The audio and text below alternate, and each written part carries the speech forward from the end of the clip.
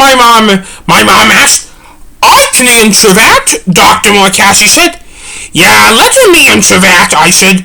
Neurons get set off when someone is too calm or too jittery, Dr. Morcassi answered. And right now, I'm calm in a jittery way because I'm always excited when I am jittery, but I am staying calm about it because I am killing two birds with one stone, I helped answer. My question, though, is, how can the color of the tablecloth set you off like that, especially when it's not orange, my dad asked. I don't know. I lied, but really I did know. It isn't just that. It involves the return. I just can't reveal what it is going on with my parents around, so I'm going to need to save it for when we're in private. I don't know either, and I am the doctor, Dr. Morcassi said. My mom and dad then laughed pretty loud than they should have. Nice try, Marcus. Nice try, said my dad. Just then we placed our meal orders and then I felt my bladder kick in. Hey, Mom and Dad, I will be right back. I just need to use the restroom, I said. Okay, thanks for telling us where you would be, said our Mom. Yeah, I don't know what I would do if I lost you, which is why it is always great for you to let us know where you are, said our Dad. That applies to me and to your two brothers, too, said my Mom. I then went to the restroom, and when I came back, I saw a pile of orangish, brownish dots on the tablecloth. At a closer glance, I realized it was hot pepper, and those dots are all brown, red, or orangish. What happened here? I asked. My curiosity overpowered me, said George. He opened a packet of hot pepper flakes, not knowing what they were, said my Mom. I didn't know you liked hot pepper, I said to George. I thought it was cheese, and I opened it thinking it was because I just wanted to check and see what it was, but it turned out to be hot pepper, and I realized I took the wrong pack, said George. You also probably should not open things just to make sure, said my dad. Yeah, I'll work on that, said George. I then began moving my head further and closer from the hot pepper flakes. What neurons are firing for now? My dad asked.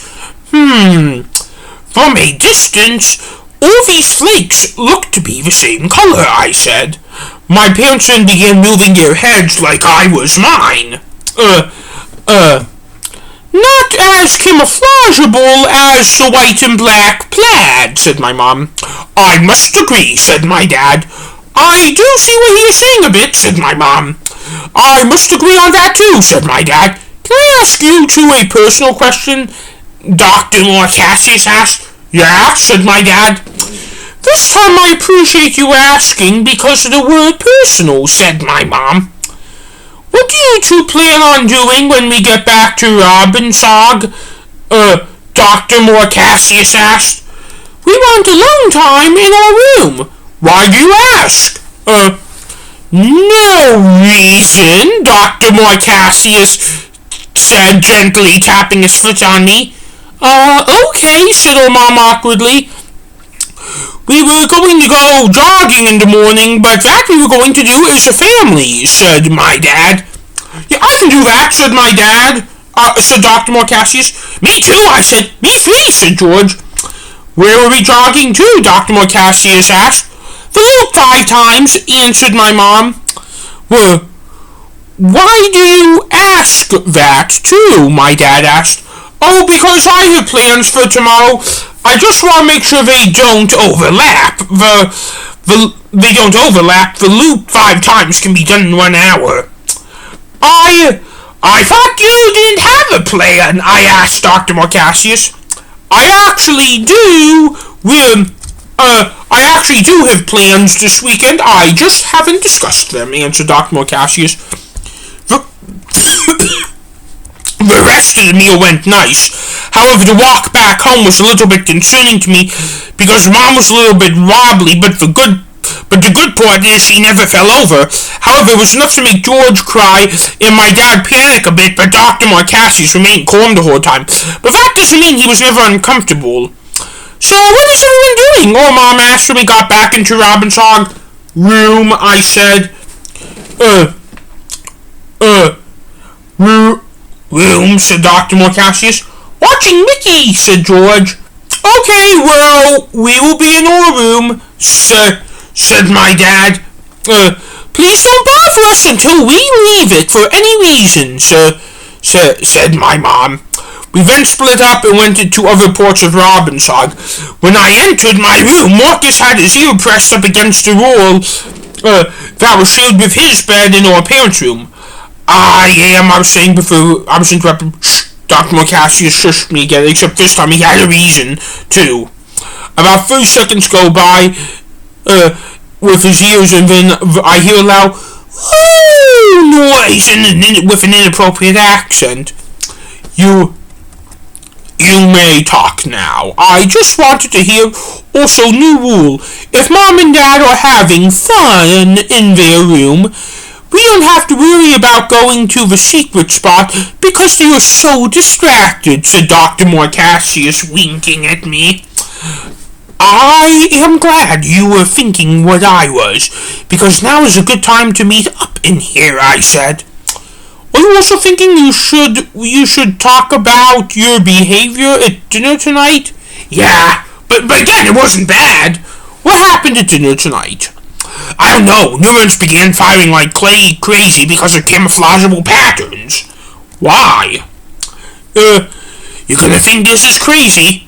If it is helpful, I don't care. I think we have been looking at the anatomy of these riddles the wrong way. The riddles the return gave us? Yeah! So how does looking at a tablecloth impact things because the riddles are made of words, not a tablecloth? Dr. Marcassius asked. Well, that is the thing. We've been tackling these riddles at the wrong angle, I said. How? Well, first of all, we don't know what to do when we saw them. True. The return could be trying to make us try and find something in Robbinsog if the return has been here. That is also true. We need to think of other ways to solve the riddles based on the anatomy of the answer. That is why I am taking you to Garfield Park Conservatory tomorrow. Why? I want neurons to fire, and fire away, and maybe by looking at stuff in there, it can help solve the mystery to the riddles I made up. Why do you have to make up riddles? I solve things by looking at parts of a whole. True, that is what you did tonight. Is George coming too? Let me ask him. Dr. Marcassius left our room and he came back several seconds later. Is he going to come? I asked. Hold on, I need to make a phone call, said Dr. Marcassius. Dr. Marcassius then dialed his phone. Hi, Hannah. I was wondering if you would be able to come with us to Garfield Park Conservatory tomorrow. Dr. Marcassius asked into the phone. Pause. Pause. Take the red line and get off at Lake, and then take the green line toward Harlem Lake and get off at Conservatory Central Park Drive. Pause. Great, we look forward to seeing you there. Pause. Good night, Hannah. I love you too. Then Dr. Marcassius hung up his phone. We're going to Garfield Park Conservatory tomorrow, the three of us and Hannah, said Dr. Marcassius. Hannah knows a lot.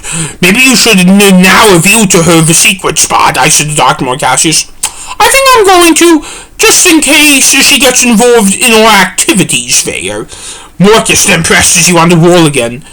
Do you still hear them? I asked when he took his ear off. I think they settled down, said Dr. Marcassius. Are you going to tell them we're going to go to where? Are you going to tell them we're going to be done after jogging tomorrow? Yes, but I am going to tell I'm going to tell George first. Dr. Marcassius then left the room, and it was several more minutes before he came back.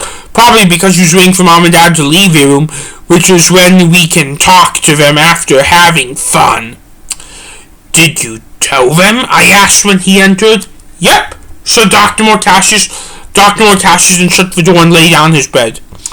I don't want to apologize for putting us more in the middle here, I said quietly. It's fine. I'm willing to have this conversation, just not discuss what is really going on or anything loudly, said Dr. Mortashis. Switching the subject, I do want to say I am really happy that tomorrow we are going to go through a time where we can work on this project and possibly get some of it done and yet not be stressed at the same time. I agree. If only this project could be like that. Yeah, I know. I will do my best to not to start fights with our ants anymore. Well, you're not going to be around them anymore until we save Mom and figure out who the return is. We then talked and talked until we fell asleep. Apparently George came in after we were out.